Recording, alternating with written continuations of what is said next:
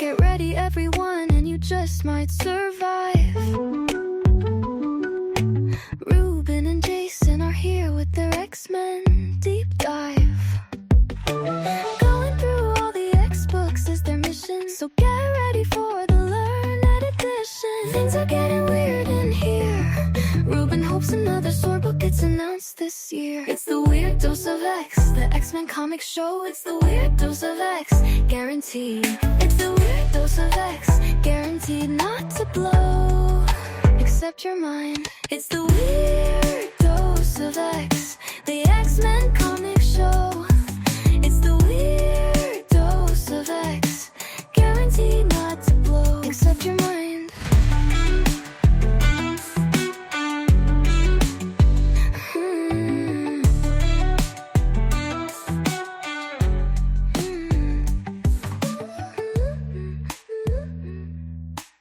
Welcome, all you weirdos. Hello, Weird Science! Argentinian cosplayers and everyone whose existence threatens the very fabric of reality until it doesn't. It is time to receive your 167th Weird Dose of X, the mutant member of your Weird Science podcast family. I am your very much ready for the Age of Revelation host, Jason, broadcasting as always from the Wrong Turn studio, perched high atop stately Weird Science Manor. And with me is a man whose Atlantean telepathy is at least as strong as Namor's. It's my pal, Ruben. Hey, Ruben, how the heck are you? Doing good. I'm drowning myself in coffee, even though it's sunny. There was a hint of dark days to come this weekend. We had a gloomy day. And then as I'm walking around my office building today, and I thought, we kind of have a problem here in Seattle. Like, there's 3 coffee shops like on the corner. Like where my office sits. I was like, so the corner is your office on one corner, and the other 3 corners all coffee shops. We have a skyscraper in downtown Seattle, or like we're one of the tenants there, and in our building there's a coffee shop. And I walked out of our building, and there's a public library across the street, and there's a coffee shop in the public library, and then next to our building, a coffee shop in the library. Correct. Yes. Oh boy. we have water fountains here, Ruben. That's what we have. Yeah. People drink water. Yeah. And then there's a little like a corner deli. I needed to break a 20. So I walked in there and I was going to get something, and there was like a coffee shop inside the deli. I was like, oh wow. Well, so you got choices, I guess. I'm sure you have your ranked list of which ones are best. Yeah. What is your favorite place to get coffee, like in that vicinity? Like if you want to get the best, don't care about the convenience, but like what is the best cup of coffee in your Seattle area, in your like area of Seattle or whatever? Yeah, my favorite is a little local shop in my neighborhood called Van Gogh. But on a bigger scale, if you're a Seattleite, you probably wouldn't know Van Gogh if you're a Seattleite unless you lived in Wedgwood. But Diva Espresso is pretty decent. There's a couple of those around the city. Okay, either of you shop owners happen listening, hit us up. We'll accept sponsorships. It's fine. So it's maybe a great week for coffee, Ruben. It's not a great week for the X-books. Not to spoil things going forward, but I know that when the Age of Apocalypse happened, I've read that all the writers were told end on this super exciting cliffhanger. Make it be so that people can't wait to get back to things, and that is not what's happening. We're just like limping into. I want to make like a race car. Like a NASCAR kind of a connection here, but I don't know NASCAR. We going into pit row for repairs. Does that work? Yeah, something like that. The books need to be fixed, and maybe this will give them some time to get fixed. But they were just kind of limping on home. Yeah, the only thing I even care about is who is Prisoner X, and Gail Simone instead is taking us to Brazil or Argentina? Argentina. That's funny because people are complaining that I guess. Conductor of X, Tom Brevoort, has been saying Brazil in his postings when it's supposed to be Argentina. So it's the same place, right? Oh, we're going to get letters for that. I mean, they're like pretty far apart, aren't they? Yeah, I mean, I don't know my geography that great. Extreme rivals, and they don't speak the same language. like Brazil's the big wide country up in the northern eastern part of South America, and Argentina's the long skinny one. Along the southwest coast, if I got that correct. Pretty different. Mm-hmm. Anyway, so I guess we do have to talk about these books. Before we get to the actual books, though, let's list what those books are, because people are curious, or they probably already read it on their podcast player, but this is how we do it. The books we're going to talk about this week are the Uncanny X-Men number 21, Phoenix, number 15, last one of that. And Ruben, I think someone's hacked into my show document here because it says something about new Avengers. What is that all about? No, we don't need that. It's a surprisingly decent book. I was turned on to this book by Gray, and Okay. it's got kind AI. of Gray AI. The AI told me, so we know it's clearly decent. I don't think he read Unless anything he's beyond the hallucinating first again, issue. right? Yeah, Okay. yeah, exactly. This could be hallucination. Yeah, but I read the first issue. I thought it was fun enough, and then I kept reading it, and it's got a good sense of humor to me. There's not really a Suicide Squad book right now, so this is my kind of placeholder until DC revives that team again. Okay, so the 4th issue of that did come out this weekend. It's a good week to add on something a little different because we only have those 2 books to talk about, and I don't have a whole lot to say about either of them, I think. Oh, we'll see. Now we'll do a little bit of news, and for a change, our news is not about the Age of Revelation, Ruben. It's about what comes after the Age of Revelation. So if the post-Krakoan X books up until now have collectively been in the From the Ashes era, once Age of Revelation finishes, we're moving into an era called In the Shadows of Tomorrow, which I guess feels like a reference to that possible AOR future hanging over everyone's heads, maybe. It also makes a nice acronym, In the Shadows of Tomorrow, ITSOT. So we'll be going to go with ITSOT on that. So are you excited, Ruben, for the ITSOT era? No, that's too far out for me to even think about right now. I'm still focused on the Age of Revelation, and I'm now officially, I think, 22 issues into Age of Apocalypse. So that's what 1/10 of the way through, something like that. No, that's half. Yeah, I'm at the halfway point. Okay. Yeah, so I'm gonna do some real comparisons because I should be done by the time we get to Age of Revelation, and I am noticing more things that were done poorly in the Age of X-Men story, where just like more things that seem like to conflict with the very obvious, clear continuity. The X-Men of Apocalypse? Is that what that book was X-Men called? Apocalypse. Yeah, whatever it was called. I thought all these X books, they always use the same 12 words, just in a different order. Yes. But that's the one.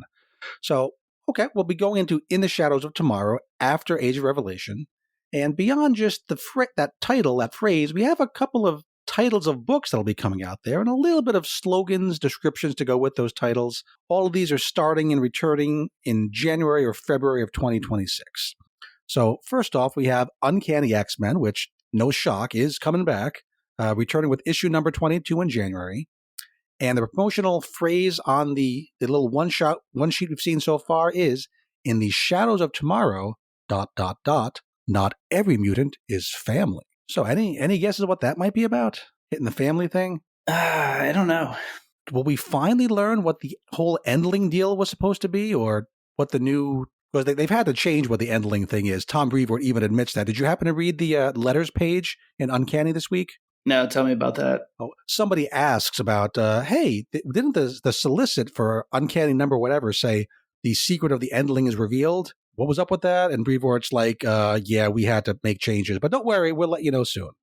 So, pretty funny. That is funny. Yeah, I'm hoping it's something about the Endling. And when we get to Uncanny this week, we'll see they are leaning into the family thing there a lot too, which is a fine theme. It's been done a lot, right? Found family as a theme has been all over the place. It's not a bad theme, but it's not a super exciting new theme either. Next, hey, X-Men will be coming back. Also not a surprise. Plain old adjectiveless X-Men, returning with issue number 23, also in January. The promotional phrase here is, In the Shadows of Tomorrow, ... the future is no longer spoken for, which could mean anything at all. That's just some words. I don't know what that means. And we don't have any writers listed for these 2 titles. I'm presuming Gail Simone, Jed McKay will be returning. They don't feel like they've wrapped up their runs, but who the hell knows? Mm-hmm. Is a possibility that maybe they'll slow down some of the double shipping they've been doing because the 2 books have been taking turns double shipping every other month. Maybe they'll slow that down a little bit. Don't know. We haven't heard anything yet about Exceptional X-Men, which I'm not saying it's necessarily canceled, but we've heard that the other 2 flagship titles are coming back. Haven't heard anything about Exceptional, which seems like it might mean something, but maybe they just haven't gotten to it yet. Another returning title, which is the most popular solo X character of all time, Wolverine's returning. Wolverine comes back in January with issue 14, so it's not rebooting the numbering. And its promotional phrase is, In the Shadows of Tomorrow, ... old friends become new enemies. So, boy, that Wolverines has a lot of old friends who could become new enemies. I don't have any guesses there. You have any particular thoughts? I hope it's not Kid Wendigo. That would be sad. Because we know Kid Wendigo is going to be a thing in Age of Revelation. Yeah. Would he really qualify as an old friend, though? I mean, that feels... Probably not. That feels like a stretch. Yeah. Is it Maverick? Okay, it could he be shows Maverick. up every now and then. Yeah, Yeah, that's what I mean, I'd guess. they're often back and forth, friends, enemies, so it wouldn't be that shocking. Yeah. It's not going to be Deadpool, because I wouldn't call them friends. And I don't know, who's Logan's friends? Does he have friends? Spider-Man. Well, he has a lot of his friends are like women who got killed, so I don't think those count. That's unfortunate. And it is coming back with issue 14. It's not rebooting the numbering, which makes me think that Saladin Ahmed is probably continuing as the writer, because if they were bringing in a new writer, they probably reboot the numbers. What do you think? It should be Jean Grey Phoenix. That would be sweet. I would love that. Wolverine versus the Phoenix? She could show up and kick his ass. And I'd be real happy about that. That'd be interesting. I fear that it would be Cyclops. That seems to be a trope, right? I don't need to see them at odds again. That seems unlikely, because to talk about our new titles, Cyclops #1 is landing in February, which we had been hinted at. We kind of saw this coming. And that slogan is, "In the shadows of tomorrow, ... follow the leader." And I'm really curious to see who's going to be writing this. I have a completely uninformed guess, and that guess is Tony Fleece, just because he's kind of been brought into the X office. He's going to be writing something for Age of Revelation. I forget which book. So if they're bringing him into the X office, maybe they're doing that to prep him for the Cyclops book. Oh, it's Omega Kids is what he's writing during Age of Revelation. So that's kind of Cyclops adjacent. Mm-hmm. You have any hopes or dreams or thoughts on the Cyclops solo series? I just hope there's a point for it. Right. It's one of my favorite characters. And if a character gets... I'd say that's been my criticism of the solo series that we've had this year, is it didn't seem like any of the stories really progressed the character in any meaningful way. Mm-hmm. Again, with the exception of Mystique, which had a point, had a reason for existing, got in, did its thing, and left her in a different place than she started, which is cool. Yeah, and that, surprisingly enough, that was the one I enjoyed, right? So these other ones are just kind of meander, and it's like, hey, it's your favorite character, and they just don't do anything but what they're going to do anyways. This has been really boring in my mind. Yeah, I'm curious what they're going to do with Cyclops as connected to the X-Men title. Is he going to still be in both? Is he leaving the leadership of the Alaskan X-Men? Is it going to be some sort of timey-wimey weirdness where we have a young Cyclops and an old Cyclops? Yeah, as long as it's not like a untold story from the past. Yeah, that would be bad. I can't stand those. I'm so sick of those. I don't think they'd call it just Cyclops if it was that, because like with Emma Frost, I forget the title. I think it's Emma Frost, the White Queen. When they do the flashback series, they usually add on a little tagline. But we will find out in, I don't know, a couple weeks, couple months, whenever we get some more solicits. Mm-hmm. And the last new title is Wade Wilson: Deadpool, also starting in February. The slogan here is, "In the shadows of tomorrow, ... find someone else to laugh at." So if Deadpool always has a book these days. He's basically the most popular Marvel character, it seems. His movie's certainly doing great. Mm-hmm. Marvel grouping this announcement in with the X books seems meaningful, because he's been kind of separate from the X-Men in his solo book recently, the one, the Cody Ziegler one. So maybe this next volume is going to integrate him with the mutants a little more? Mm-hmm. Could be. And yeah, again, curious who's going to write this. In the Age of Revelation, we have an Undeadpool book, and that's written by Tim Seeley. So my not very good but best guess would be maybe Tim Seeley is going to write the Deadpool book going forward. He's not also the worst. I mean, he's been writing the Infinity comic that we've been talking about. Yeah, although I haven't really liked the current story, I don't feel like he's a bad writer per se. I just don't like the story he's been telling. Mm-hmm. So that wouldn't bother me too much.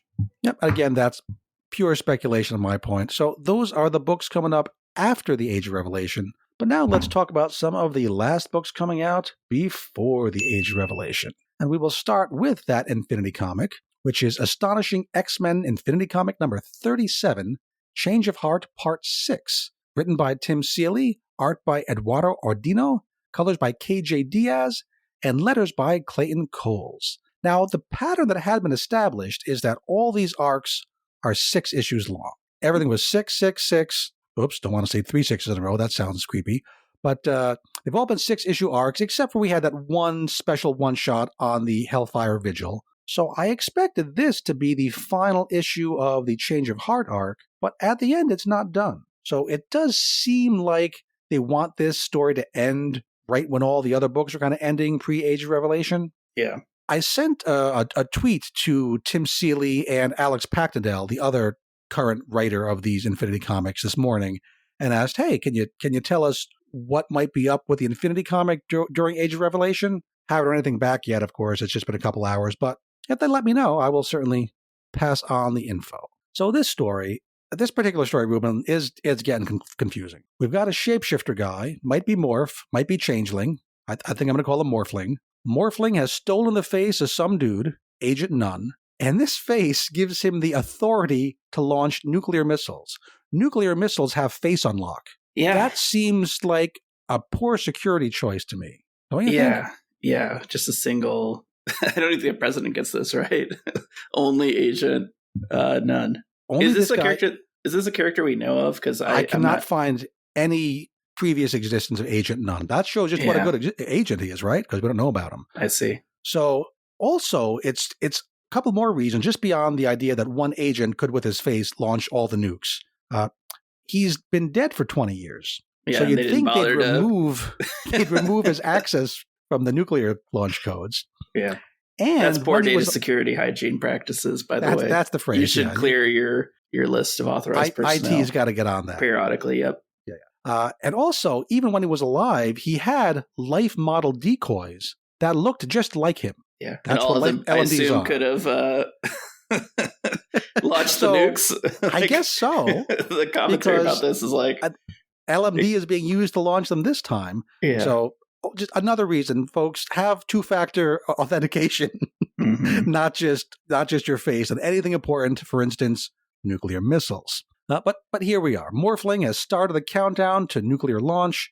He says that his goal here is to have a big old nuclear war that'll wipe out all the humans, but that the mutants are going to survive. And I don't think I follow that logic either, because sure, some mutants will survive, ones with amazing healing factors. There's probably a couple out there who can just eat radioactivity, but most mutants are going to be super dead too, aren't they? Yeah, he seems to think like some of them will survive. I'm like, yeah, I guess some of them would have some ability to withstand it, right? Like, you're not going to kill Logan off this way, but I don't even think this Changeling character would survive this. So it's a strange plan. It's not a great plan. The best reading I can give, if I want to give Tim Seeley here the benefit of the doubt, is that Morphling is crazy, so his plan is crazy. Like Tim Seeley knows it's not a good plan, maybe? Yeah. I hope. Perhaps. I hope, yeah. Again, that's the most charitable reading. So he's trying to launch these nukes. The countdown is happening. Banshee, Husk, and Skin get portaled in by Gateway. They've got 4 minutes to stop the launch. They fight Morphling, who changes form between Changeling and Morph a couple times. There are words exchanged between Morphling and Banshee about whether Banshee should have been a more supportive friend to Black Tom. And I get the point that Tim Seeley's trying to make here, friendship, support in hard times, second chances. I don't think the story makes the point very well, but that's what he's trying to do. I mean, if anything, the lesson I take from this story is don't trust anybody, especially shapeshifters. Also, don't use Face ID to unlock nukes, but that's different. So the fight continues, and Banshee yells in just the right frequency to disrupt Morphling's body, turn him into a puddle of goo, kind of like he's a Clintar symbiote. Morphling had brought the LMD head along for some reason. Very handy. This is the one that looks like Agent Nunn. So Banshee can now use that head and hold it up to the camera and say, hey, I'm Agent Nunn. I'm imagining him doing like a puppet thing here. I'm Agent Nunn. Turn off the nuclear weapons. And it does that. So world saved. I got very little to say about this beyond that, because I guess that I still think that Morph and Changeling, maybe they're going to be retconned to be one and the same, right? We've only had the one shapeshifter who's pretend to be multiple shapeshifters. We got to resolve what the hell is going on, who this really is. And I guess that's going to happen next week. But this is get more confusing. I think this story should have been maybe 4 chapters long. It's being stretched to at least 7, and it's just not really working for me. How about you? Yeah, I can't stand it, especially because I can't figure out like who is who in terms of morph versus changeling. I know that's intentionally the mystery, but it's presented in a way that's just obnoxious. Yeah, it's not teasing the mystery. It's just making me feel like I've missed things, like I'm confused. Yeah. You get Banshee talking about this character as if he actually knows which character it is and like at what point he was resurrected. Yes. And then I kind of question like how talk would he about really him like know he's that? somebody else. Yeah. But they're not talking to each other like, hey, I think it's this. Oh, I disagree. I think it's that. They're just both acting like it's different characters. Yeah.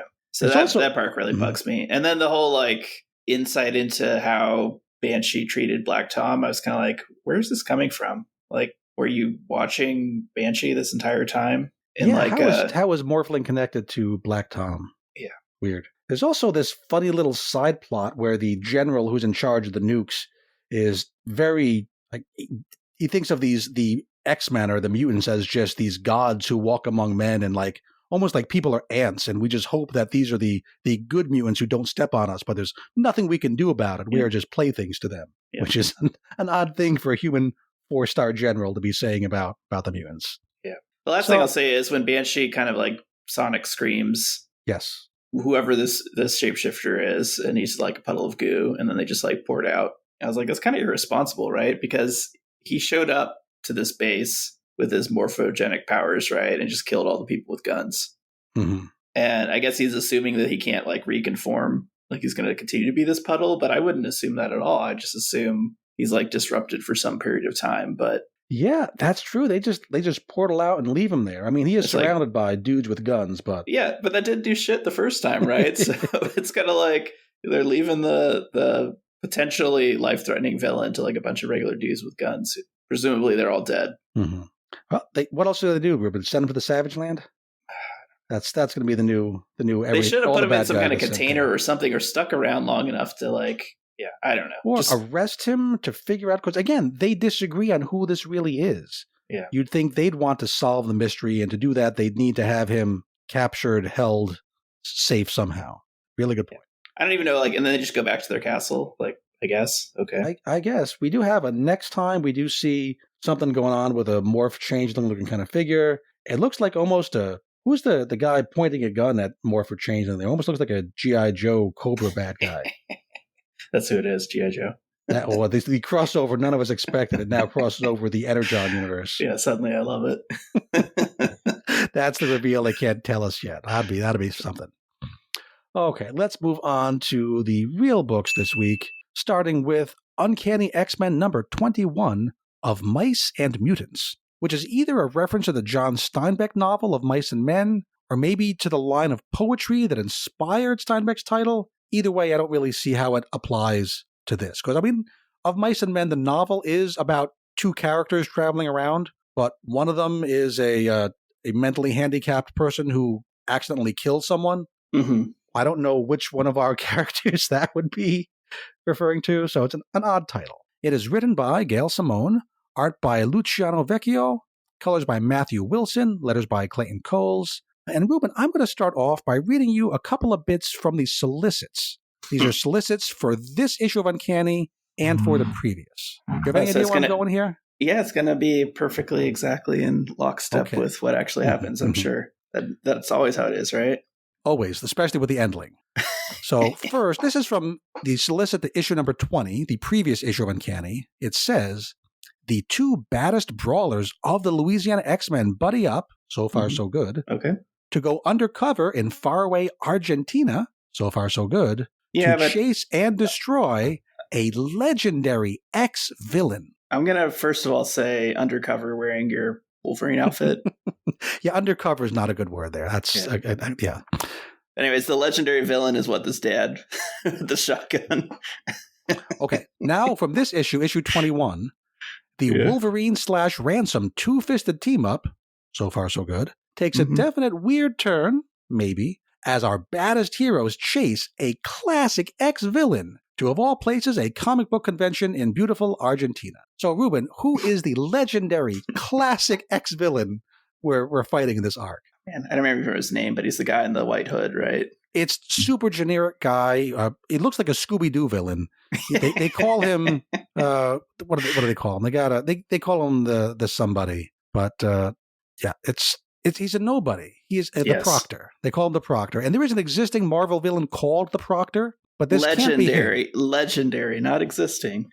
Legendary. Everybody's favorite villain, the Proctor. The existing the Proctor is an alternate universe version of Dane Whitman, the Black Knight. Okay. Who is not this guy, because this guy's only shtick is that I guess he can give strength, some sort of strength and stamina powers to baseline humans. Mm-hmm. And that's not what the other Proctor did. I have seen a theory online, Ruben. This is not my theory. I think I found this in the comments section to House to Astonish. And can you think of any other existing X-villains whose deal is that they can make mutants and maybe humans extra strong and powerful? Oh, Fabian Cortez? That's the theory I'm reading, is that some people think this was supposed to be Fabian Cortez. And then they told Gail Simone at the last second, we got to change that. Fabian Cortez we've already seen him in Isn't he in Age prison? of Revelation situation. Right, because he's in prison, in the S.H.I.E.L.D. prison. So maybe he would have broken out. And then getting him out of prison is part of what starts the Age of Revelation, if you remember from the Zero issue. Mm-hmm. So maybe that's what tied him into this other thing, and they told Gail Simone, no, you got to put somebody else in. So they had to just put in this generic guy. Yeah. Who was just the worst, dumbest, most forgettable villain ever. It's possible, and I love me some Fabian Cortez, but I also think that calling him a classic villain and legendary, like those are a little stretched terms for applying to Fabian. Are all about kind of puffing things up, making things seem bigger. At least Fabian Cortez is somebody some people have heard of. Yeah. So anyway, back to this actual thing. It's a Wolverine Ransom team up. Ransom got a call for help from his half-brother, and so he and Logan respond to the call. They run into a cult group of teenage boys with odd strength and invulnerability powers. Cult is called the Word of Strength. Semi-Bro was part of this cult, wants to be out of it. Our X-Men show up in uniform. Ransom's dad shows up, and we ended the last issue kind of thinking that Ransom's dad was kind of the head of this cult. He's not. No. But we'll get to that. First, we have a flashback to get out of the way. We already kind of knew Ransom's origin story. He's born without a heart, which how does when his power kicks in, but he was born without a heart, so his power didn't kick in until later? I don't know how that works. But this heart thing too is way overdone in my mind. I'm like, it doesn't seem to play in with the power set. I'm like, you just have Sebastian Shaw's powers. I don't need this they're you don't have a heart. They're trying to make him kind of like the Zorn brothers who have a singularity. Yeah. Or who is the character who lost Jono, who lost his lower jaw because he has a thing in him? Mm-hmm. Chamber, that's his name, Chamber, right? Yeah. He's got like a sun or some amazing power source inside him. Mm-hmm. I think they're kind of gesturing in that direction, but it's more like, he was born without a heart, to his emotional idea. Yeah. But when he was a kid, he was, I don't think we knew he was the bastard son of this guy, but he's not born to the marriage. The guy had a little affair on the side, and that's where Ransom comes from. And the dad is also, we learn, I think this is new, not just a rich guy. He's also a corrupt oligarch type who controls or claims to control the gangs and the cops. Young Ransom is taken care of by like a dime store version of Batman's Alfred, a driver, bodyguard, Manny. Likes the kid, also likes to drink on the job. That's kind of a weird detail to throw in. Ransom gets kidnapped, the driver gets killed, and the dad refuses to pay the money the kidnappers demand. That's where the name Ransom comes from. Kidnappers shoot the kid. This activates his mutant powers. Apparently, he murders all the kidnappers to death, presumed. We do see that Ransom's bandana-style mask is inspired by what one of the kidnappers was wearing. Okay. But the main point here is to just reinforce that Ransom hates his dad, and the dad doesn't care at all about Ransom. So, big flashback. Did we learn anything amazing there? Anything we're going to remember? No. I'm going to remember the driver drinking on the job. I think that's just a superfluous detail that is just so funny. Yeah. Did not need to be there. No. While we're at it, let's also do the one scene from this issue set back in Louisiana with the other characters. It's the outlier kids in the school lunchroom, and Hotaru, the creepy one, gets asked to a school dance by a cute, weird girl. She made a present for him, Ruben. What present did this girl make for our boy Hotaro? It's like a coffin with glitter on it. It's a tiny, glittery pink model coffin. Yeah. Okay, I like the idea of seeing Hotaro trying to deal with human emotional situations because he's not good at that, and that's kind of fun. I think the coffin thing is maybe a little bit too far, a little bit much, but it's an okay scene. That's all we get from any of these characters this issue. Last issue, we had that tease about Prisoner X in the Monet Corinna Ellis scene. Nothing new about Prisoner X or Monet. We had a scene where Rogue gives Jitter a present that Rogue says was designed for Jitter by Spider-Man. I was really expecting to see that followed up on. Yeah. That's also dropped. So I guess we'll see that in a few months. Maybe that's our big cliffhangers. What coming the hell into did Age of Spider-Man Revelation. give her? Yeah. What would she get? It's a glittery... Yeah, what techno thing would Peter Parker make to help a girl who has a stutter issue, but she doesn't really want to take lessons to get rid of the stutter? That was last issue. Yeah. And she can only use the powers for a minute. So just curious what the present would be. We'll find out. Back to the main story, Logan and Ransom. Oh, what's that? Is it Demon Hunter, the manga? And he has like the sister that's possessed by a demon. Am I getting that right? Demon Slayer. Demon yes. Slayer. Okay, Demon Slayer. It's like one of those. K-pop Demon Hunters, I think, is what's on Netflix right now. That's very big. Yeah. But Demon Slayer is the anime that now has another movie that is also, I hear, saving Japan. Yeah. Well, his demonically possessed sister has that like mouth muzzle, right? The Yeah. thing you fight John, so she didn't kill people. All right, that one. Yeah, that's what Peter gave her. He's like, we don't want to hear this shit. Oh, wow, that's mean. This will help you. This will fix your stuttering. It's a ball gag. Ruben, that is so wrong. We're gonna that's do I even have that? There we go. How dare you? That's what we need for that. My gosh. And I'm not this mean in real life, just to be clear. I'm just trying to think of like what stupid, ridiculous thing could be given to her. To be fair, I don't have a better guess. So I guess yours is the best guess I've heard. The headcanon. Mm-hmm. Back to our main duo. The dad's not part of the cult. He just wants his real son back. Very strong contrast drawn between the son he values, the son he doesn't value. Logan also not a fan of the dad. Big contrast being drawn between Logan as the replacement dad versus the real dad. Mm-hmm. The other cultists, for no good reason I can discern, very quickly spilled the beans that the brother is going to this particular comic book convention in the city of Rosario, Argentina. Don't know why they told him. Yeah. Right? Just so the plot can happen. That's the only reason they told him. Yes. So Logan and Ransom drive to this comic book convention, and we get some pretty fun panels. And really, I think this is the most fun we have in the whole arc, just kind of looking around the comic book convention, spotting some cosplayers. Did you have particular favorite cosplayers in this Argentinian convention here? No, by this point in the story, I was already just annoyed with Gail Simone's, like, I know the kids speak. And right. I started just kind of flipping through at this point. I mean, I actually read these dialogue boxes, which I'm not going to be able to admit to when we get to Phoenix, but I was pretty peeved at this point. Well, I was in a similar situation, but instead of just flipping the page, I figured, well, I'll abuse myself by looking at the pretty pictures. The art, yeah. That's a good call. So we have Mutina here. Somebody cosplaying as Mutina already. That's that killer mutant from the movie a couple issues back. Mm-hmm. I did like Fin Fang Foom hanging from the convention ceiling. We got two Deadpools doing the Spidey pointing meme. The tiny little, like, toddler Magneto. Very cute. Got Squirrel Girl, my younger daughter's favorite. We have Angela, who was the Spawn character who ended up in Marvel Universe because of a lot of weird Neil Gaiman financial oddness. Mm-hmm. And hey, do you see the conquistador-looking guy on the right-hand side in yellow and blue armor? Yeah, who's that? That guy is Defensor, Gabriel Sepulveda, one of your all-time favorites. Legendary character. You're wearing boxer shorts with him on them right now. What an odd coincidence. Yeah.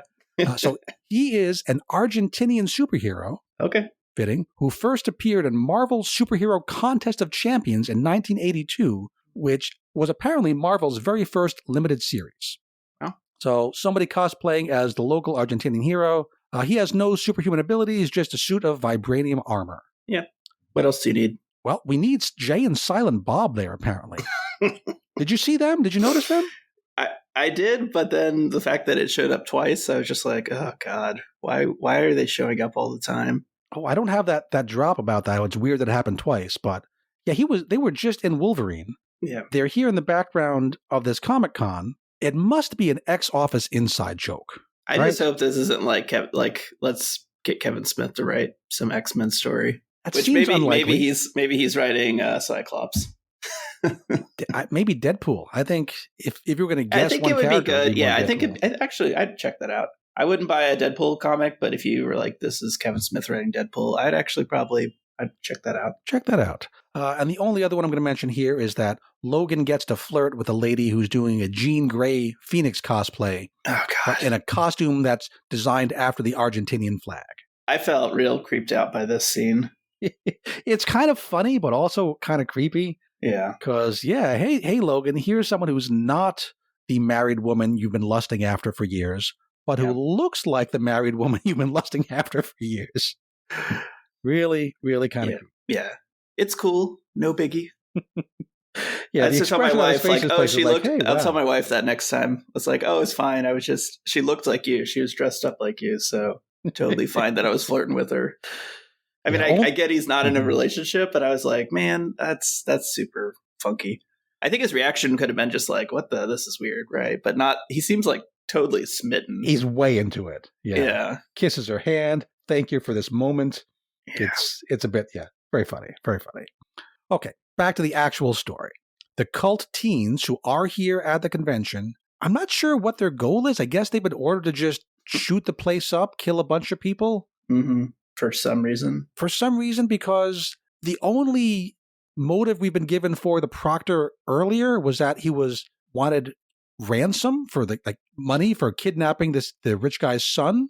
Mm-hmm. I don't know how shooting up a convention plays into that. He has no motives. He is just here because he had to replace a villain that couldn't be used. So it's just random violence is going to happen. Ransom's semi-brother, whose name I haven't learned and I'm not going to, the semi-brother doesn't want this to happen, so he yells out and warns the crowd. It's fight time. Ransom saves Semi-Bro, even though Semi-Bro had always been awful to him. Some of the cosplaying girls were also undercover cultists, so they jump Logan, who once again seems to enjoy it, maybe a little bit too much. Oh no, all you hot teen girls in tight outfits, stop grabbing me. Yeah. I mean, he has a healing factor, so I think it's not bothering him is all I'm saying. I think he's having a pretty good time here. Mm-hmm. One of the bad guys shoots Ransom in the chest, which, of course, is worse than nothing because his whole deal is that getting shot or kinetic energy powers him up. So Ransom and Logan easily win the fight. Big bad guy shows up, generic-looking shadowy figure in a white hooded robe. He's the Proctor, and I don't think we even see what happens to this villain. He's shown commanding his minions to attack, and then they kind of stand around, and does he get arrested? Do they send him to the Savage Land? I don't know. They don't say what happens to him. Is your headcanon that anybody that's not clearly sent somewhere is in the Savage Land at this point? Yes, and I want a year from now, a mini-series of all those villains teaming up in the Savage Land.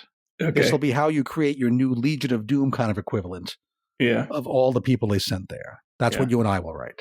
But no, it ends with Logan being the replacement father, X means family, all that kind of stuff. Again, a perfectly okay theme, not done super well, not super original. We don't get the end at the end, but we do end with, at the very last panel, last corner of the panel, Logan kind of giving us a thumbs up, which I laughed at. And this arc was kind of a bust.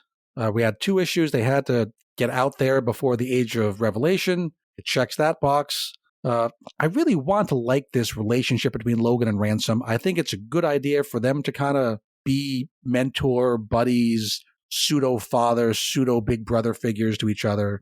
Yeah. But I don't think it's being developed all that well. The outcome is fine. Agree. The path doesn't really work.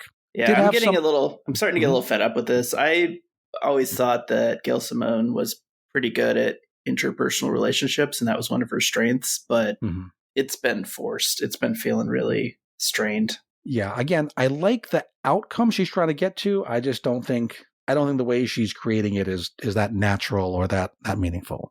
Mm-hmm.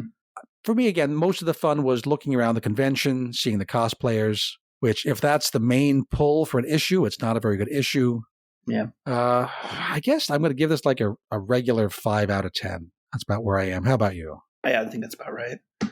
Very easy to skip this issue, and I don't think you're missing anything if you just flip to the next. Are we already in the Age of Revelation in the next issue, or? Oh yes, this is the last Uncanny pre-Age. We have one more week. Next week is like the kickoff to Age of Revelation. That's it. So everything is wrapping up. And yeah, after Age of Revelation, we're just going to basically forget this whole arc ever happened, except for probably at some point finding out what the deal is with Jitter's new gizmo or new ball gag. Okay, moving on from Uncanny X-Men to Phoenix number 15. And I forgot to load the chop sound, so I'll just have to say chop.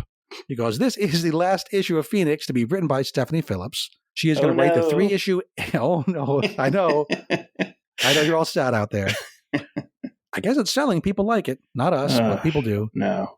She is writing the 3-issue Age of Revelation binary series, but after that, she's going on to something else. And we don't know if this book is coming back with a different writer. If it's not coming back at all, haven't heard. I just hope it's not Cyclops. Just for the love of God, please. You would think that the two have to be reunited at some point. Yeah. But Phoenix is just such an overpowered character that putting her in any other book, it just kind of breaks anything that can happen plot-wise. So unless you just nerf the hell out of her, which you get people all sorts of pissed off. But just for storytelling purposes, how do you tell a story with someone this super powerful on a team with other humans, mutants? Yeah. But the credits to finish those off, written by Stephanie Phillips, art by Roy Mercado, and the art is about on par with the writing this time, I'd say. Colors by Java Tartaglia, letters by Corey Pettit. So I guess Corey Pettit's the MVP on this because, as far as I can tell, the lettering is perfectly fine. Also credit to cover artist Lucas Wernick. The cover looks really nice. Cool-looking version of Jean being all upset and cosmic-y. Mm-hmm. But for the rest of it, Ruben, I'm going to say this is the worst X issue I've read since Dazzler. This is just below a professional level, I'm going to say, which I don't like to say a lot. I like to look for, here's why someone would like this, but this is just a poorly made book. Am I crazy, or is it really in that rank? Well, like I said, when I was reading it, I'd say after about 10 pages in, I just started flipping through and just looking at the pictures. I read every last word, Ruben. I did. I'm sorry. Yeah, I just realized it was just nothing. Like, the ideas are too big to describe the writer as like no idea like what's going on other than like this high level of like, oh, these powerful forces are fighting this other powerful force. But when that happens, you want like a clever way to solve the situation, or someone learns from it, or there's, I didn't think of it that way. Mm-hmm. None of that happens. So just to remind folks where we are, in the course of fighting off the dark gods in a previous arc, Jean accidentally created a fake version of her dead sister Sarah. Unfortunately, via mechanisms entirely unexplained, pseudo-Sarah's existence is about to doom the entire universe. Going to make the whole place just crappy. Yeah. Just like I don't know, name your least favorite town. Reality's going to break for some reason. Sure. Right. And again, everything gets resurrected in the Marvel Universe. So I was just like, seriously, this is the thing that... Why this? We have not been given any reason why, Sarah leads to X, leads to Y, leads to Z, leads to universe death. Yeah. Nothing. We just seen, somehow her existence is going to kill the universe. So Cable showed up to try to convince Jean to kill off pseudo-Sarah. Jean says no. Her entirely fake, unreal, made-up, not actual sister, worth more to her than the entire universe. Yeah. And then the full pantheon of abstract entities shows up, also with a plan, apparently, of making Jean kill Sarah, because they could kill Sarah in a second. They're they're every one of the abstract entities. They are the universe and time and death itself together. But no, they have to have the Phoenix do it. Jean still says no, so the entities decide to kill Jean, kill off the Phoenix. But before they could do that, a bunch of other Phoenix hosts show up, including a couple who are still alive and kicking in other books, but don't ask questions. That's where we are now. We start off with a needless, like a page quota filling flashback to a chat between Oblivion and Eternity talking about killing the Phoenix. And don't these two hate each other's stinking guts right now? Yes. Yeah. Not in this book. They're perfectly happy to work together. No one involved in this book has been reading Storm. I want to say this too about Oblivion is he needs a better look because like a more distinct look. Mm-hmm. Because I'm never going to, if I see this guy in like a random comic in like a panel, I'm not going to be like, oh shit, Oblivion's here. Like there's nothing memorable about like a guy in a beanie. This look does come from Hickman's Gods. If you remember, he was like in a bar I forget where he was, but he was like at a bar when we ran into him. And his thing is like he transforms, right? They all go back and forth from a mundane human looking form to this crazy geometric form. But having a guy wearing a knit cap. Not that he's got like a weird melty head thing. I don't get that either. I think we're supposed to see him as kind of like if we saw him in video form, his edges would be kind of moving around indistinctly. Mm-hmm. What I'm getting. Okay. But on the page, it doesn't play that great. Yeah. So in this chat, Eternity presents himself on the side of wanting to kill the Phoenix, and then Oblivion says, "Hey, maybe we don't kill the Phoenix." That was the flashback. No, that's it. That's the whole thing. Mm-hmm. We jump to the present in the white hot room where Team Phoenix faces off against Team Abstract Entity, and we get some of the most boring, uninspired action I've ever seen. Right? The combatants are roughly sketched. They stand around stiffly shooting basic bitch energy beams at each other. No characterization. We have all these characters show up. Oh, Quentin Quire. Oh, we have all these what other about what about the person who's the one in the black dress who's like she dances? That's all she does the entire issue. I don't even know. She's some abstract entity, but like she's like doing a ballet dance or something. Yeah, she's a backup dancer. That's what she is. But yeah, we have these characters show up, but they don't get any dialogue. They don't get any reason to show that they're not just random androids just as backup. And there is no backgrounds drawn here either. Just literally none. I know we're in the white hot room, right? I get it. It's if you want to say it's a completely white place, no backgrounds, but then you should take that extra time to do the foregrounds. They should look amazing if there's no backgrounds. Yes. And these foreground characters do not look amazing. I'm not an artist, so I don't like to criticize the art too much, but I don't get the feeling that, wow, the artist took a whole lot of time and effort and thought in making these pictures happen. They just feel like posed action figures that were as kind much of as I've been out. saying in X-Men, I really like Quentin Quire's outfit. The Quentin Quire outfit in this issue is like the most god-awful outfit I've ever seen. And he's like a hipster style guy, right? He's wearing a formal business suit with a t-shirt and shorts. Like short shorts, not even like normal length shorts. And then also combat boots. I'm like, that's a weird look, Quentin. And a graphic t-shirt with an image of the Phoenix on it. Yeah. So that's the fight. Jean Grey kind of tries to fight. She loses. She falls to the ground. Eternity's about to stab her to death with a dagger when pseudo-sister Sarah speaks up. And Ruben, why do the abstract entities give half a shit about pseudo-sister Sarah's speech? Why do they listen to her? She is the reason the universe is going to die. But she lectures to them like she's on TikTok. Yeah, you have all acted without compassion. Without compassion, the universe will fall. No, Sarah, with you existing, the universe will fall. That's the entire premise of the arc. Yes. That's what we were told. It's your fault. Yeah, but she has not passed her judgment. Fuck you, abstract entities. Like Sarah gets to decide. It's not even Sarah, right? It's like the fake made up Sarah. The completely fake Sarah. They listen to her and they're like, oh yeah, fake person who's going to destroy the universe. You have a good point. I guess I do need some compassion. Yeah, we need, we abstract entities need compassion. No, you don't. You're abstract entities. That's the whole point. You're abstract. So they agree not to kill Jean or Sarah. Eternity even says, as for Sarah Gray, I have something in mind for her talents. We jump to 1 month later, Sarah explaining to Jean that the entities have renamed her Beacon and that her job is to, quote, ensure they don't stray too far from compassion. And then the final splash page is Jean saying to her sister, I'm happy, while not drawn looking at all happy. And Ruben, how does this Beacon situation solve the problem? It just does, man. I don't have an answer. I don't have an answer for you. We were told her existence means the universe is dead. She still exists. They just changed her name. Yeah. So the whole setup for 5 full issues was just a waste of time. So dumb. I didn't even buy this book, Ruben, and yet I feel ripped off. It's that bad. Doesn't even try to resolve the dilemma that set it up. The art looks unfinished. Maybe an inker would have helped. I don't know.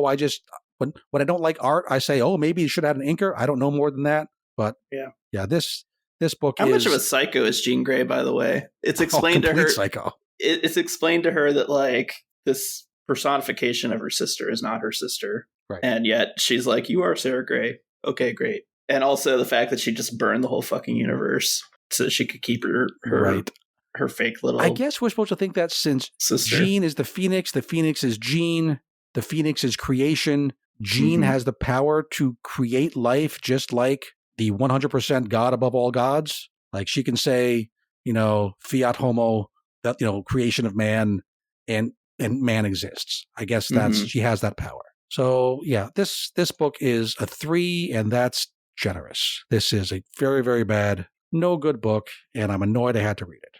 How about you? What is this line where Jean's like, you're Sarah Grey, you're my sister, and thanks to you, Scott, Hope, Rachel, even Cable, thanks to all of you? Like, why does she start mentioning her whole family? Because it's the last issue of the series, and the last issue of every series has to be a group hug. Okay. And they're not actually in this book. They can't be in this book, so it has to be a virtual group hug through dialogue.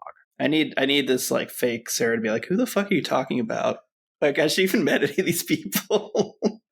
Maybe Hope. I guess Hope and Rachel were there fighting. But, yeah. Anyways. So bad. Do you think, this is bizarre. Does this mean that we're going to see this Sarah personification in the future? Or she's just out in deep space? I can't imagine she is. At least, Ruben, you and I will not see this character in the future. Yeah. Because any book with Sarah in it, we are not covering. Does not exist to me. I'm afraid that is Binary going to be a combination of Phoenix and Sarah. Oh, that was my theory back then, wasn't it? Yeah. We'll absolutely cover issue 1 of Binary, because I'm sure we'll cover the first issues, probably all the issues for Age of Revelation, but definitely the first issues. Yeah. If it's nonsense, we'll drop it, but we'll do issue 1. Yeah. Sounds fair? This was trash. Like I said, I'm reading some of these dialogue pieces towards the later half, like for the first time, because I just hated it. Yeah, it has the feel of last minute, the night before, learning, oh crap, I have a comic due tomorrow, kind of a comic, right? Oh, I forgot this whole project is due tomorrow. I'll pull an all-nighter and write it. I don't like to say horrible things about an issue that I'm sure people spent a lot of time and energy on, but it's just not good. I've said it enough times. Give it a number, Ruben, and let's move the hell on. Let's give it a 3. It's trash. Give it a 3. Sounds good. All right. Now we're done with the X books for this week. But, Ruben, you wanted to talk about New Avengers. We're going to talk about New Avengers numbers 1, 2, 3, and 4. Not in detail, but in outline. Yep. They are, I'll do the credits. It's written by Sam Humphries. The art for the first 3 issues was by Ton Lima. The fourth one was by Tiago Palma. Both pretty new to Marvel. Lima did 1 issue of West Coast Avengers, and I think Palma might be new overall. The colors are by Rain Berido. Letters by Joe Sabino. Okay, Ruben, let's turn it over to you and tell us why folks should know about New Avengers. Yeah, so in my mind, this issue or this series is probably not long for the world because nobody's talking about it, which is unfortunate. But I think it fills the void of having the kind of pseudo-humorous adventure team book that I guess we're sort of getting with West Coast Avengers, but that just ended. And historically would get with like a Thunderbolts or, on the DC side, a Suicide Squad. Yeah, it's almost a tie-in to the MCU movie because like the movie, it was originally solicited with the title Thunderbolts, and then the surprise reveal it was going to be the New Avengers. Yep. And it has... Go ahead. Oh, go ahead. I was going to say it has a James Gunn kind of feel to it. Not that James Gunn did New Avengers, but he's, the popular guy for all the comic book movies these days. Gritty, violent, kind of a low and tawdry kind of a sense of humor. Mm-hmm. Nothing like the big, clean, shiny heroes up top. This is down in the gutter with the sex and the violence and, people just kind of being jerks for the sake of jerks. Yeah. And in my mind, it rides the line of like that type of humor works if it's not too overblown. Mm-hmm. And I kind of appreciate the balance that we strike here, where it almost makes sense in my mind, or maybe I'm just a terrible person where it comes out. But I guess I'll give you the high level summary. So basically, this is Bucky kind of in the middle of One World Under Doom, kind of running these solo, like, kill people affiliated with Doom kind of missions. And he gets approached by Black Widow, who tells him that, like, there's been some strange genetic material shipped to, like, this research facility in Russia, and she wants him to help kind of figure out what the hell's going on there. And he eventually says, fine, whatever, I'll I'll go with you. And then he goes and recruits Laura Kinney, which surprised me. But there's like a nice little reference to the Laura Kinney, the solo series where Bucky and her were working together. Humphreys definitely goes out of his way to put in little hooks to current continuity. Yeah.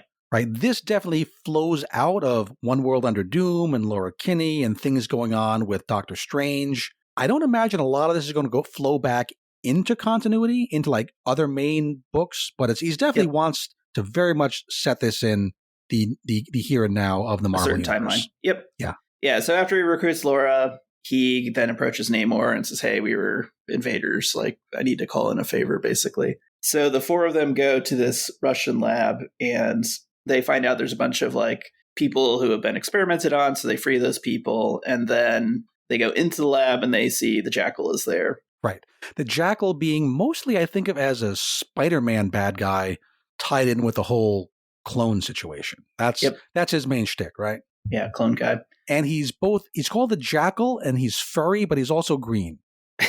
Weird combination. Yeah, it is a strange combination. I do appreciate how, like over on the DC show, have you listened to, I guess must be the Spotlight, where they're talking about that Cheetah book where Jim complains that they're taking so long to put the team together. Yeah. I do appreciate that Sam Humphries is putting the team together along the way. Yeah. Like we have action as we add each character. We get little flashbacks to when each character was recruited, but it kind of works in the flow of things. I think the structure of it is very well done. I appreciate that. Yeah. Yeah. That's one of the reasons I felt like it was a pretty engaging story. And so anyways, they confront the Jackal and he's got these 7 clone rooms and he opens them and outstep a clone army of the Illuminati. Right. So they're like not exactly right versions of Black Bolt, Xavier, Namor, Iron Man, and Doctor Strange. Reed Richards. Yeah. No Beast. I was kind of expecting a Beast to show up, but wasn't Beast part of the Illuminati? Or am I thinking of somebody else? Yeah, good question. I mean, no. I guess it changed over time. I guess this is like a core version of the Illuminati. No White Queen, right? Isn't she on the Illuminati these days? Right. Now, and also there were 7 of them, right, on the list. So I'm kind of sorry. There's T'Challa. That was the other one. So I got the names here. We have Mr. Ouroboros, who is Reed Richards. We have Iron Apex, who is a very dude bro version of Iron Man, which makes me laugh. We have Luke Charles, which is an old alias used by T'Challa, like the 70s when he was undercover or just kind of hanging around in America. Mm-hmm. We have Professor Extinction. We have Imperious Rex, who looks like Pip the Troll, but is the Namor equivalent. We have Just Plain Bolt. Yeah. We have Guru Strange, who didn't go to medical school and who looks like Jack Black. Yep. And they're called collectively the Killuminati. So just by hearing those names, you kind of get a feel for the tone that we're going for here. Not super serious. Yeah, not super serious, but they are described as, dangerous because of like what they're based on. Mm-hmm. And they're not really like the Illuminati, though, because the Illuminati were all about shadowy, behind the scenes. No one knows we're responsible for all this stuff going on. But these guys are just, let's go and kill some people. And they also don't really work together. They're just random bad guys unleashed on the world. Yeah. Well, in a way, I'm kind of curious if this series goes a little longer, we might end up getting like a kind of a backwards team formation story, right? Where we see both the formation of the new Avengers, but also kind of the formation of the Illuminati as their own team. Because I agree, like at the beginning, they're very much just like working on their own. And some of them get killed off along the way. Yeah. Like Iron Man, the Iron Apex seemed to get killed off, but then he wasn't. Yeah. I think Bolt is dead and Professor Extinction is dead by the end of issue 4. Yeah. So we've got the four new Avengers there, and when Guru Strange comes out, Clea kind of gets a psychic ping, and she's, I guess, been waiting for Strange to return since he's been off in Asgard. Mm-hmm. Again, ties to continuity. Yep. So she shows up, says, "Hey, Strange is here," and then she's like, "Wait, you're not Strange." And then Namor just goes like berserk and, like you said, seemingly kills Iron Man or whatever you called him. And then Iron Apex. Yeah, and then Reed Richards gets away, and Clea like does a portal over the Black Bolt character. I guess his name's Bolt, over his head and just like disappears it, like cuts his head off, so he's dead. He's like almost like a Bizarro in the sense of like a big dumb version of Black Bolt. Yeah. So he's dead. And then I guess Guru Strange and Imperious Rex and Xavier like flee and kind of get away. And the Reed does as well, Ouroboros. And so then the next story bit is, hey, we need to go figure out how we're going to track them down, because you can't just like have an evil Dr. Reed out there. Like he could destroy the whole world pretty easily. There was a fun joke. I can't find right where it was, but it was like someone asking Namor, like, imagine what you could do if you looked like Reed Richards. Yeah. And he knows what he would do as Reed Richards. Yes. He would do Sue Storm. Yes, that's exactly. What it was. And it's told just through an expression on his face. If I can't find it. Yeah, it's so perfect. It made me laugh so hard. Yeah, because it's like they don't say anything, but it's very clear. Like, everyone knows exactly what he would do. But anyways, yeah, so there's good bits of humor like that throughout every issue. I just like one thing that makes me laugh a lot. And so anyways, so the team realizes like, oh, I also like this part where they're like, we don't trust the actual, or Namor, because he was Illuminati, right? He's like, you can't trust the Illuminati. We can't take this to them. We have to go it's somewhere also else. An excuse for this book to be self-contained.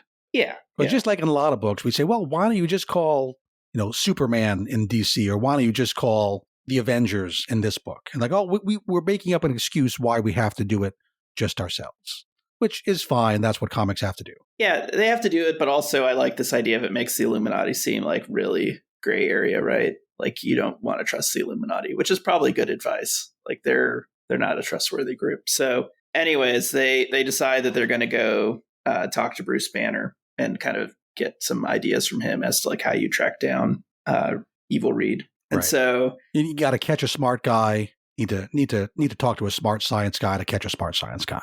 Yeah, exactly. And they kind of go through the list of who they could recruit or who they could ask, but that's the one they land on. So you get your kind of ubiquitous fight scene with like a Wolverine fighting the Hulk. So Laura fights the Hulk, and so it's Laura, Clea, and I don't know who else it is. Oh, Namor, essentially fighting the Hulk while Clea and Bucky like teleport into his brain.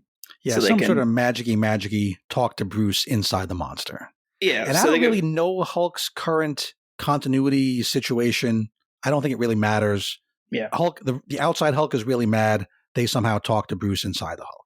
It's fine. Yeah, and he basically gives them some ideas, and then kind of he's like, oh, if you need authority to do this stuff, like you can call. I was like one of the original Avengers, so you can. I'm deputizing you as Avengers. So there you go. That's how this team becomes the Avengers. They do kind of feel almost more like the Defenders, kind of like a Defenders Invaders crossover, but we're calling them the new Avengers. Yeah. So they get out just in time, and they're, as the Hulk is starting to kick some ass, they like get the team away and they go to Hokkaido. And in Hokkaido, you see Carnage, and this is the Eddie Brock Carnage. Yes. Which I didn't realize that was who Carnage was these days. And when I had seen all the solicits, I was like, I don't understand why Carnage would ever that is Carnage. Help out. Yeah. He's not acting in this book at all like he acts in the very serious and dark Eddie Brock Carnage book. Yeah. It's one of the things where it's almost like Mary Jane is forced to be Venom, like they'd both be in trouble if they weren't, like Venom would die or something. Mm-hmm. Eddie Brock and Carnage both need each other to survive. And in that book, Eddie says, okay, the only person I'll let us kill together, you need to kill to live. The only people we're going to do that to is like mass murderers. So it's almost like a Dexter situation. Yeah. Well, we kind of get a bit of that here, but they gesture towards I hear it's more like tongue in cheek in this than it is in that book. Many times more. Yeah. Yeah. So anyways, in this place in Hokkaido, you see Clea, like she gets another read on Guru Strange and is like, I'm not going to let this stand. So she runs off and they're like, hey, we need you. And the rest of the team fights the evil Professor X. And it's kind of like back and forth as to whether they're going to win. But then eventually Clea kind of returns to the group. And at this point, then Lord Kenny gets to kill Xavier. And he's not as effective as the Charles that we know. This one is like more of like a psychic vampire and just a buff dude. Yeah, I think they say something about, he doesn't have any empathy, and to be a really good psychic, you need empathy. Therefore, he's not as good as Charles, something like that. Yep. Yeah, so that's kind of issue 3. And there's a scene that cracks me up here where you've got, like, after Laura kills Xavier, 2 things. Like, there's a panel with Laura Kinney looking like the most deranged I've ever seen her in my entire life. Like, she is so happy to have murdered a version of Charles Xavier to death. She is just have the time of her life. Yeah, and she's this whole series so far, she's just been like, I got to fight a Hulk, I killed Xavier. Like this is also a blast. A thing going on where Namor is like lampshading the idea that people don't consider her to be the real Wolverine. Yeah. Because we don't. Because if you say Wolverine, I'm always going to think Logan. That's just the way it is. So he calls her things like Girlverine. Yes. And Lady Wolverine, stuff like that. And eventually he does begrudgingly call her Wolverine, and that's like a big moment. Yeah, she gets recognized. It works all right. Again, I'm still not going to call her Wolverine, but that's because I'm awful. Yeah. So after Laura Kinney kills the Professor X, the Carnage character is like, whoa, this is the way you guys roll. Like you're willing to just like kill your adversaries. So I guess he's like, I guess I can join up with this team. Yeah, and Carnage is like the final addition to the main roster. As on the title pages, on the credits pages, we've seen the people being filled in. Like there are black circles, and as they add to the team, they get filled in. So yeah, the team is Bucky, Black Widow, Namor, Clea, Hulk, kind of, and Carnage. So Carnage on an Avengers team is what we're being given. Yeah. So then at this moment, Imperious Rex shows back up, and he, as you alluded to at the beginning of the intro, he uses his Atlantean telepathy and kind of mind controls Namor for a bit. It's funny to me how they always give that full name. They don't say his telepathy. They always say his Atlantean telepathy. Like it's its own separate thing that only seems to work on Namor. Yes. So that's what it is. He just makes Namor go crazy and like remote controls him to fight his friends. And we have a lot of infighting on this team, both for the mind control reasons and just in general, they don't get along. It's one of those kinds of teams. Yeah. And there's a lot of good quips at each other about how each character thinks the other character's kind of an idiot. Right. And they're all correct. Yeah. You might like it if that type of stuff amuses you. I'm pretty wildly amused by it. And so that brings us to like issue 4, and it's mostly just the fight, with against Namor. And at one point, like Laura Kinney tells Namor, like, stop being a royal and just be we don't need the noble version of Namor. We need like the asshole version. And then he realizes, okay, I'll be an asshole. And he like is able to get over the mind control, which is kind of like a bit of an eye roll where it's like he's under control until he's not. But it is what it is. It's the Hulk Hogan thing. He's beat until he gets all hulked out. Yeah. So they break free and then they kill Imperious Rex. The most interesting thing that happens in this issue is we see that the Iron Man character who we thought had been drowned by Namor in issue 1 kind of like gets there's something in his armor triggers and it like resurrects him. So It looks like that character's not actually dead. And let's see what else happens. Then we see like an of the mind Carnage scene where the Carnage symbiote essentially tells Eddie, like, we're going to kill some of these new Avengers and that's going to be fun. And the final page cliffhanger, I guess Bucky is seeing this on his little wrist radio or whatever, is that at a town in Ecuador, it looks like a giant version of Thing head landed on like giant, like the size of a small town. Yep. Crashed onto this little city. Yeah. So basically a lot of the alleged drama in this series has been like, we got to find this evil Reed before he's given enough time to like launch some sort of horrible world ending. Yeah, that's the one they're most scared of. They don't mention the Maker at all because you'd think that the existence of an already evil Reed Richards would be referenced, but that would just be too confusing. So they say, we can't have an evil Reed Richards. But I'm okay with it because we know the Maker's a real threat, right? So even like a cheap clone version would be a problem. So I don't know. I dig it. It's not, this isn't like the, going to change the Marvel Universe forever story, but as far as sort of like made up nothing burger villains, I kind of like this like evil Illuminati. And I enjoy the way that Sam Humphries has like twisted them a little bit. Like the Xavier, who's just kind of like the meathead, was like an interesting little twist. And Namor is like sort of he talks about how he's like in the ocean and he absorbs like sea life DNA to like change his own body. And he's kind of a kaiju in the issue. Yeah, it's a pretty fun book. I mean, I'm in like the overall like a 7 to 7.3, 7.5-ish range. It's not going to change the world. It's not going to change anything in Marvel continuity. But if you want a side book of kind of a James Gunn feel to characters fighting each other and fighting some bad guys. Yeah, and they're starting to come together as an effective team, and they're doing things a little different than like regular Avengers. very similar to West Coast Avengers in my sense, right? Where you get a bit more of a we will kill the villains if we need to kind of team, and just good one-liners. I mean, I did very low grade humor, but I laughed. There's a scene, lots of scenes with Bucky and Natasha getting it on. Yeah, a couple of and at the end of issue 4, like I guess everyone was hearing it and they kind of make a joke about it. And Bucky comes out and he's like, "Oh, I found the doodad." And Clea's like, "Oh, is that what we're calling it now?" I was like, okay, that's potty humor, but I thought it was a pretty good one-liner. It's all right. I am going to, one criticism is that I don't like the name, the Killuminati. I think that's a lazy name. Yeah. Sam Humphries, I know you're listening. You feel free to steal this. Don't even have to give me credit. The Illuminasti. I think that's a better name. Illuminati, just throw in an S, Illuminasti. Yeah. I think that's a better name for you. So I'll just give an overall, like, of 4 issues, I'm going to give it a slightly higher, like, 7.5. Like, I feel like it's better than just pick it up, read it, and forget about it. I do look forward to these issues, but as you say, it's not like critical to understanding the Marvel Universe in any meaningful way. Yep. And I don't know if we're going to keep talking about this at all. We're going to be very busy for Age of Revelation, but Ruben, if you're reading it and you want to chime in and let people know what's going on, we can certainly put that in, because I don't imagine Jim's going to be picking this up for the main Marvel podcast. It doesn't seem like his kind of book. The last thing I'd say about this is I've been surprised by the art.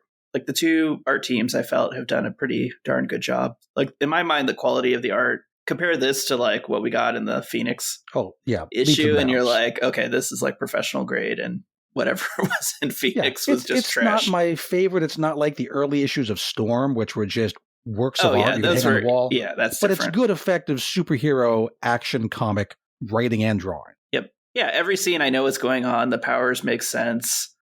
Characters being badasses when they should be badasses. And I like that when the characters bicker with each other, we don't get multiple pages in a row of just dialogue bickering. The bickering's thrown in during the action.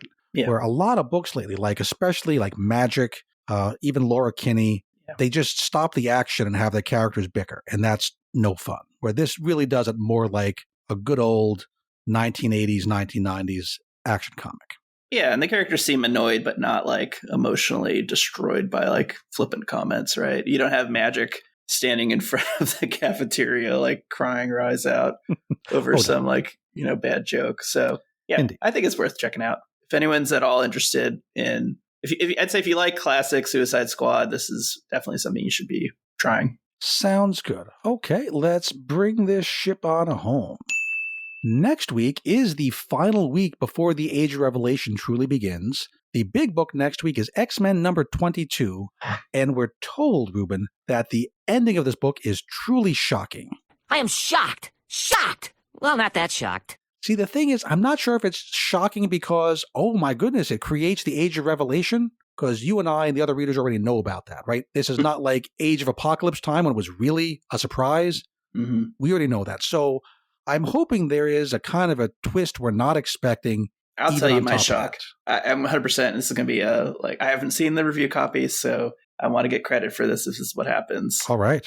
I think somewhere in the last like 3 pages, you're going to get Beast accepting the offer to join what's that evil group called? 3K? 3K, yeah. I think he'll decide to join 3K. In issue 0, didn't we see him with the X-Men? Maybe he comes back, because I remember seeing him looking like a slightly different color, looking more militaristic. Not quite sure, but okay, that's a better prediction than I have, because I don't have one, so we will see. The other issue next week is Storm number 12, which is the Thunder War wrapping up. Agent Lundquist gets killed. I guess that could be the other one. Cyclops gets so pissed he like murders him to death. Yeah, will we still pick up right from them still in prison, or are we jumping forward in time? Not sure. But they'll probably be in prison. I can't imagine them having Scott do anything bad, so that's the only thing I can imagine. Either Beast becomes part of 3K, or who's the shapeshifter woman? I can't remember her name. Oh, Jen. Yeah, Jen Starkey. She has a different name in the future timeline, but yeah, maybe Jen Starkey joins 3K. Okay, could be. Last wild speculation. Yeah, sure. Magneto, something with him and his what do they call it? Late onset mutant degenerative disease or something like that. I think we're saving that for after the event, but That would be good, but we'll have to wait and see. I'm hoping to be shocked and surprised and really enthused going into Age of Revelation. That's what I'm hoping for. Quentin Quire dyes his hair a different color. It's not pink. Oh, no. Yeah. So the other one is Storm, another one of those books that we don't know if it's going to be a series finale, if it's just going on hiatus, if it's coming back. We don't know. So it's at least going to finish up the Thunder War. I'm done with anything that. else you want to add next week, Ruben? You like to add books. Want to add Thor? We got Battle World miniseries starting next week. Yeah. What are you going to I'm not going to make you read. I'm not going to make you read anything else, man. It's fine. Okay. We can get a little bit of a reprieve before the bajillion books for Age of Revelation. Yeah, let's hope that X-Men 22 is amazing and we have 45 minutes we want to talk about that book. We will wait. There's and see. a good chance of it. There's a good chance. I've been liking those McKay X-Men stories. Those are the ones that the McKay X-Men. The Zero issue was I great. look forward to is always from him. So I'm down. I don't expect to like Storm. I'm kind of checked out on that, but we're so close to being done. I might as well finish it. Indeed. So Jed McKay, you're our only hope. He really is. I kind of updated my little review spreadsheet this week. His book is the only continuing book that's continuously getting 8s and above from me. I haven't seen the other books doing that in a while. So let's hope that Age of Revelation is amazing and that the new direction, the Itzot era, is a true, pointing the ship in the right direction. But other than that, Ruben, what can our loyal listeners do while they wait to see the shocking events of X-Men number 22? You can read the other 22 issues of Age of Apocalypse that I need to read and tell me what happens. Get ready, everyone, and you just might survive. Ruben and Jason are here with their X-Men deep dive. Going through all the X-books is their mission, so get ready for the Learned Edition. Things are getting weird in here. Ruben hopes another sword book gets announced this year. It's the Weird Dose of X, the X-Men comic show. It's the Weird Dose of X, guaranteed.